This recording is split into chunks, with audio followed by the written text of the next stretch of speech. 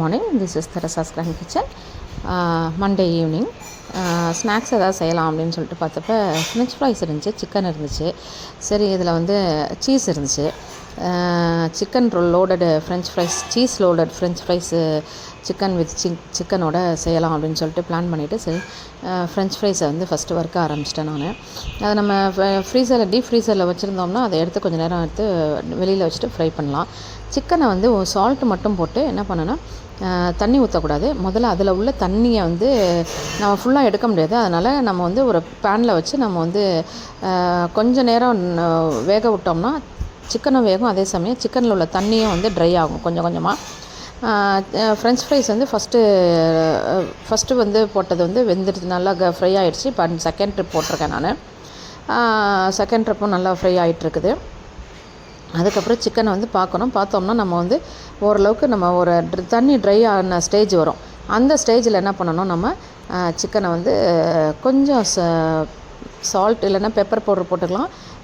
இன்னும் கொஞ்சம் தேவையான அளவு சால்ட்டு, சில்லி பவுடர், அப்புறம் இஞ்சி பூண்டு பேஸ்ட்டு, அவ்வளோதான். இதை போட்டு கொஞ்சம் நேரம் அப்படியே சாட்டே பண்ணிவிட்டு, அதில் உள்ள சிக்கனில் உள்ள தண்ணி எல்லாமே வடிஞ்சிருச்சு. இப்போ நான் தண்ணி வந்து ஒரு 1/4 டம்ளர் ஊற்றிருக்கேன். ஏன்னா இன்னும் கொஞ்சம் சிக்கன் வேகணும் அப்படின்றதுனால. இப்போ நல்லா சிக்கன் அந்த தண்ணி வடிஞ்சோனையும் கொஞ்சம் ஆயில் ஊற்றி ஒரு ஸ்பூன் போல் ஆயில் ஊற்றி கொஞ்சம் நல்லா அப்படியே நம்ம ஃப்ரை பண்ணணும். ஃப்ரை பண்ணோன்னே நல்லா ட்ரை ஆகிடும். அதுக்கப்புறம் நம்ம எடுத்து வச்ச ஃப்ரெஞ்ச் ஃப்ரைஸில் சிக்கனை போட்டு இப்போ வந்து சாஸ் செய்யணும். சாஸுக்கு வந்து ஒரு பேனில் வந்து பட்டர் போட்டுங்க. நல்லா ஒரு 3 ஸ்பூன் போல் பட்டர் போட்டுங்க. பட்டர் போட்டு நான் கோதுமை மாவு தான் அன்றைக்கி யூஸ் பண்ணியிருக்கேன். பட்டர் வந்து மெல்ட் ஆனோனையும் ஒரு ஸ்பூன் அளவுக்கு கோதுமை மாவு, ரொம்ப போடாதீங்க, ரொம்ப திக்காக போயிடும். அதனால் 1 ஸ்பூன் அளவுக்கு கோதுமை மாவு போட்டு அதை அப்படியே கொஞ்சம் நேரம் ஃப்ரை பண்ண விடணும். அந்த கோதுமை மாவோட பச்சை வாசனை போகணும். அந்த பச்சை வாசனை போகிற வரைக்கும் நம்ம வந்து அதை வந்து கட்டி இல்லாமல் கொஞ்சம் அப்படியே நீங்கள் இந்த பட்டர்லேயே சாட்டே பண்ணிங்கன்னா கட்டி இல்லாமல் வந்துடும்.